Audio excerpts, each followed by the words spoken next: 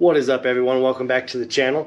Today we're going to talk about the Bronco because I have 10 things I love about this Bronco and 10 things I want you to know that I love about it. So let's talk about it. But first, do me a favor, hit the like button, subscribe to the channel, and let's get to it.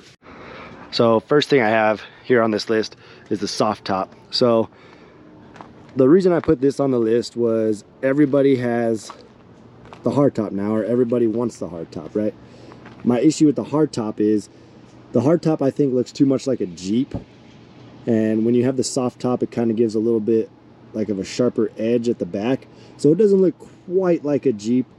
So in my opinion, I think the soft top does actually look better, and it's super convenient that the top you can like fold it up and just have this little front like over the driver and passenger seat. You can have that off while you're still driving without like leaving it in the garage or having to stow it in the back of the Bronco. So that just is a lot more convenient for me than having like a hard top and either planning ahead to have room in the back to put the hard top in the back. This is just nice to fold it back or fold it all the way down and have it rest on the back panel right here. So soft top is the first thing I want to talk about. So leading from the soft top, I want to talk about road noise. So the road noise on this really isn't that bad. So my big thing was being in like Jeeps before with soft tops is like super loud. You'd get out of the Bronco, you'd get out of the Jeep and it'd be hard to hear, right? You'd kind of be like deaf, like kind of like you were just at a drag strip or something with no hearing protection. With this, it's not even close to being that loud. It's like, it's a little bit louder than the hard top was. We test drove a couple of them, but it's really not that noticeable, and I don't think it's something that would deter me from like getting a soft top. If that's something you're worried about, I don't think the road noise is that bad. If you have the stereo on, or if you're just having a conversation with someone, it's like it's not even there. So that's really not even a big deal for me. So that was a plus. One of the things I love was the road noise, or the wind noise from having the soft top really isn't that bad.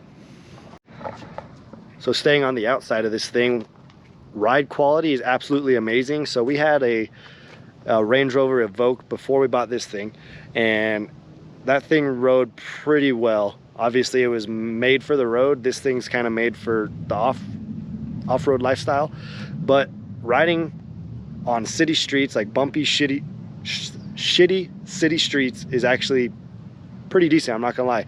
I adjusted the tire pressure on this thing, so we're running 34 psi in the front and 30 in the back. I know the issue you're gonna have with this is you're gonna have a check engine light that comes on because it's gonna say you need to put air in the rear tires. But I did do the chalk test on this, which if you're not familiar what that is, I have a video coming for you on how to do a chalk test. But pretty much all that is you take a piece of chalk and you color like 1 foot section of the tread on your tire on the front and the back, and you drive it on a flat level surface with like out stepping on the brakes hard or accelerating hard. And what you're going to look for is the chalk or whatever being gone in the middle or on the outside, and then you adjust the pressure accordingly. But I'm not going to get into that too much because I'm going to make a video on it for you guys.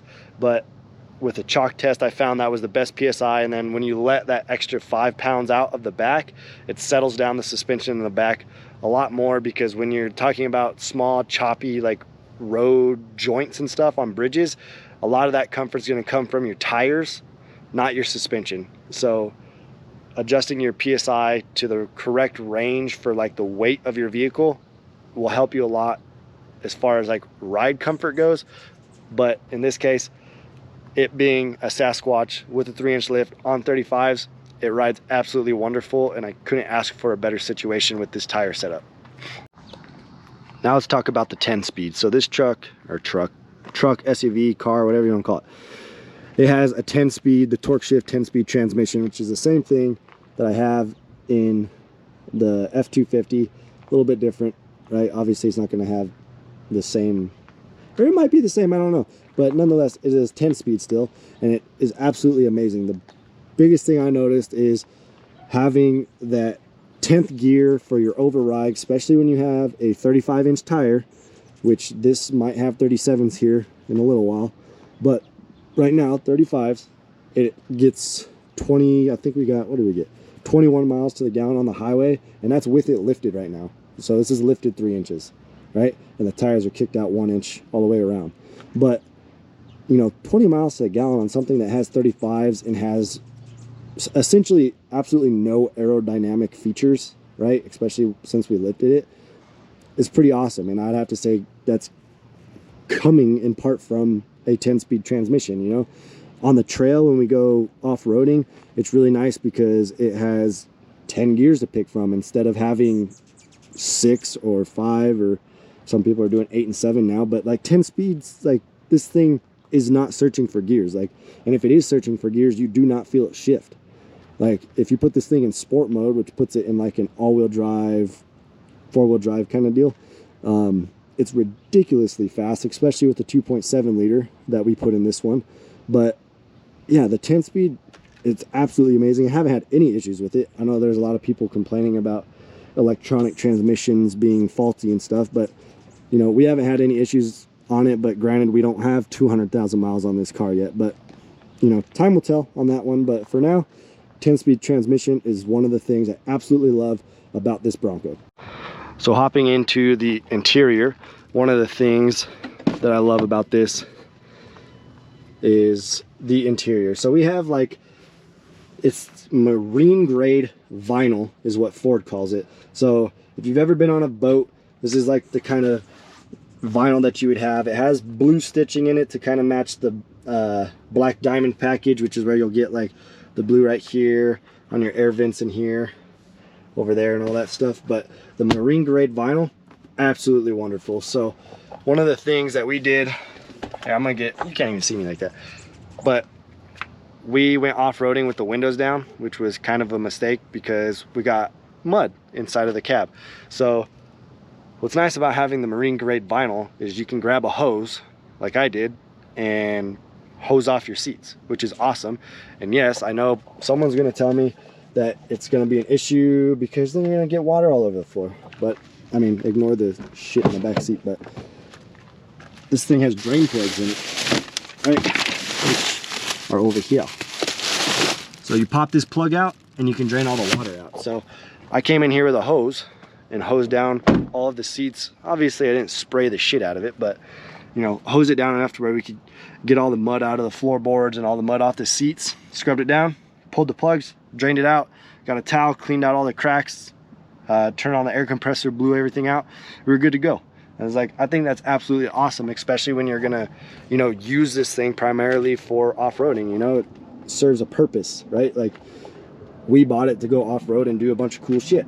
So having vinyl seats helps us do that, because if it gets dirty, it's not a big deal. You know, like with leather, you know, you can kind of clean leather, but it's not the same. You know, like water just like wicks off of this, right? It just falls off. It's like it's waxed. So absolutely awesome. One of the things I love. All right, coming into the vehicle, one of the things that I love about the interior, since we're kind of on the topic of interior things that I love, is goat modes. So in the Bronco, you have this switch here, goat modes. So if you look over here on the dash, and I get rid of all of my shit, so we can turn our goat mode, right? So this little dial on the bottom turns, and we can scroll through all these settings, right? So we usually leave it in normal mode, but you can go through to eco, you can go to sport, you can go to slippery, mud ruts, sand, and then rock crawl. So like I said before, sport mode is awesome because it's going to ask you to put it in, there you go, 4-wheel drive, right? So it puts it in 4A, which I think is supposed to be like an adaptive 4-wheel drive, but this thing hauls ass in 4A, let me tell you. So one of the things I love, goat mode. All right, last but certainly not least is the cargo compartment on this thing. So one of the big issues my wife had with the Range Rover was how much space she had, I can't talk today, she had in the back cargo compartment of the Rover. So this is way more spacious, and we can put this whole wagon for our kids. So what is that, like 3 feet probably when it's folded down with the handle. So I'm gonna fold this down so you can see it in the back, but this would be the 10th thing, or the 9th thing I love about this car. 10th would be the turning radius, because this thing U-turns like a complete champ. So turning radius is awesome.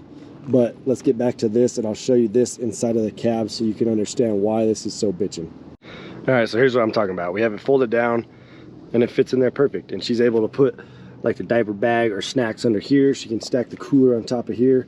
Obviously, if we bring this thing down, let's bring this down real fast. All right. So with that closed even, she'd still be able to get under here, put stuff under here. So that would be the 10th thing I love about this Bronco. All right, guys, that's 10 things I love about our Bronco. Let me know if you have any questions. I usually tend to get back to you at least within the day, if not the next day. I'll answer all your stuff in the comments, any questions that you have. Let me know what you thought about the video. Like, subscribe, like I said at the beginning of the video, and we'll see you next time.